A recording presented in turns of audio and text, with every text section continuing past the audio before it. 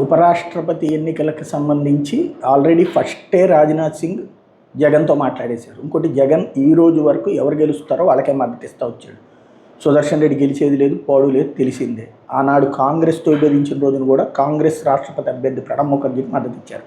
ఆ తర్వాత బీజేపీ అభ్యర్థులకే ఇస్తూ వచ్చారు. రామ్నాథ్ కోవింద్ అయినా, ద్రౌపది ముర్ము అయినా, అట్లాగే ఉపరాష్ట్రపతిగా జగదీప్ ధన్కర్ది అయినా, వెంకయ్యనాయుడు అయినా ఎవరికైనా మద్దతు ఇస్తానే వచ్చింది. వైఎస్ఆర్ కాంగ్రెస్ పార్టీ ఎప్పుడు ఆ రూట్ ఏం మార్చుకోలేదు. ఇప్పుడు కూడా అట్లాగే మద్దతు ఇస్తానని ప్రకటించింది.